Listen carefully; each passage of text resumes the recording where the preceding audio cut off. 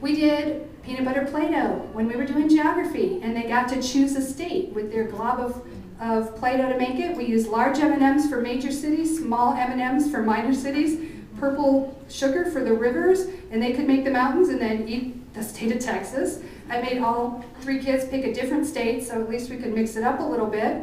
There's Becky with hers, with the book in front of her. And this is an unretouched photo of Joshua actually enjoying school. No photoshopping has occurred on this. And I'm glad I got a picture so I can say, see, sometimes you were enjoying it. You know, sometimes our kids will just feel more relaxed if they can move around a little bit, maybe on a therapy ball, on a sitting disc, allow a little bit of controlled movement. Sometimes instead of a written response, or in addition to a multiple choice question test, I would say, you know, we're learning about soldiers from World War I.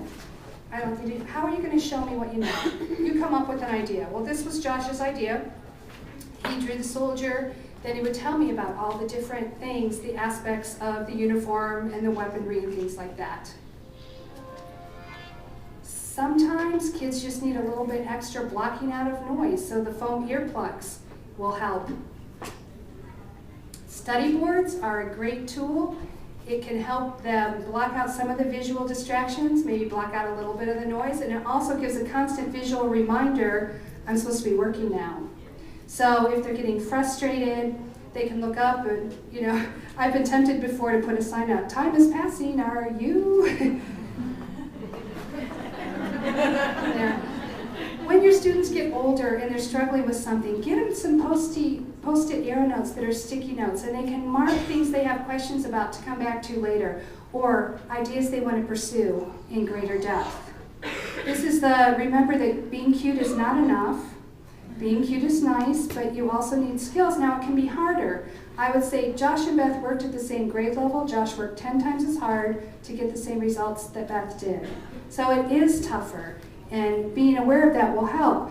If there's on days and off days, if you have a child with a learning disability or a learning challenge, doesn't it sometimes seem like they've shorted out and lost information? Like they're plugged in, they're really on, and then something unplugged, and when you plug it back in, they've lost data? Like, wait, you knew the sound of short E yesterday. Where did it go? Short E. You're lost with the socks in the dryer. So on those off days, you give more support, but present all of these different things as tools to help you. So your child doesn't feel like it's because I'm different, it's because they're trying to fix me, but these are tools, and let your kids see you using tools too. I've worn foam earplugs before when it's gotten loud and I'm having trouble concentrating. I let them see, and I'll talk out loud and I'll coach and model for them. I'm writing this down so I don't forget. Oh, I need to remember that. I'm going to go write that down. I'm going to use my calendar, not a napkin or a scrap piece of paper or the back of my math page that I'm not going to look at again. I'm going to use my calendar, a planner, the dry erase board. I keep a dry erase board by my phone. So if they have a message, and keep extra dry erase markers so that they're not there looking. You know, have many to choose from, so if one's wandered off, you can still give it. But have those strategies. Our kids don't always have a good sense of time, or they need to know we're not going to let them go forever and ever and ever to work on one thing. We're going to call an end to it. I'm only going to have you work on this for 20 minutes. And then they can see time passing. Or you're going to give them the hall pass timer. I want you to go to the other room, do this. When it beeps, you come back. You have 3, 4, or 5 minutes to come back.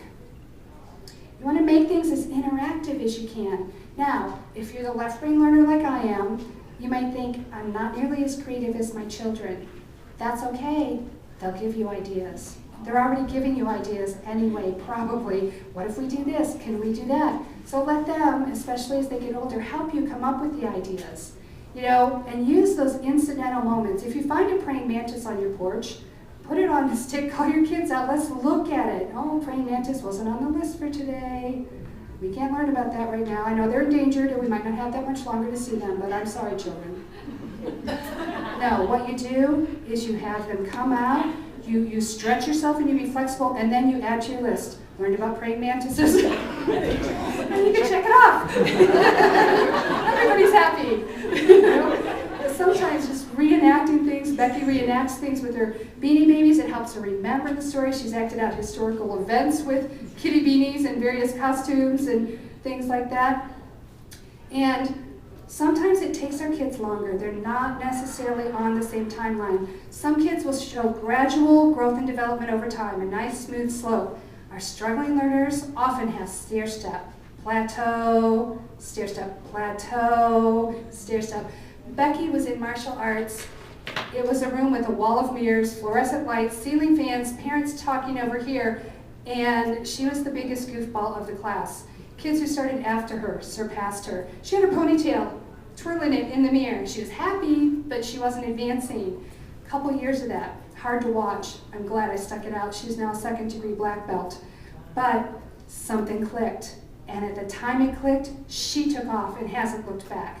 But it took a couple years. So here she is with her new belt, like, I did it. She knows it was an accomplishment, but it took longer than it did for all the other kids in the class.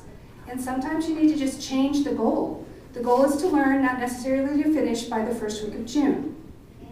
One of the things that I did, because my kids had learning struggles, I knew if I took the summer off, when I started again in the fall, I would have to also back up to March, because that's the last thing they would have remembered, and we would have so much review that it would be November before we actually were once again visiting the Pilgrims, and having that repetition. So I schooled year-round, but I also needed a lighter schedule myself. So in the summer, I did reading, writing, math, a little bit every day, and I developed my own summer reading club. So they did the library thing, and they got their stickers and pencils.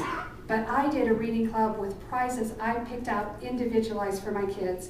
Things I knew they would want. Older girl, $5 in a thrift store, went a long way. And I also provided a list of books. These are the books you may choose from to get the prizes on Mom's summer reading list. And they loved it. And it got them reading, and so we got a little bit of extra school in that way. And supplementing and substituting. You might have a good curriculum, need a little bit of extra practice. This is some from Math the Fun Way. It uses cartoon pictures of the numbers and tells little stories. And when the kids remember the story, they remember the math fact. So things like that. Used curriculum sales are great for just games and things to practice. And again, remember your goal is for your kids to learn the material, to continue to grow and develop into the people God wants them to be at their own pace, not necessarily to finish all the material at the same time. And you may too someday enjoy graduation. I want you to notice our school colors are black and blue. We were the homeschool of Hard Knocks. And when Josh opened his diploma, he said, "Hallelujah." But remember, there were times when he was happy. And if I haven't covered something you have a question about, we'll have people at the Heads Up booth, 456, 457. And I'll be doing receptive and expressive language this afternoon, workshop 2, and the sensory integration workshop 3 in room 120. Contact me through the website. Thank you.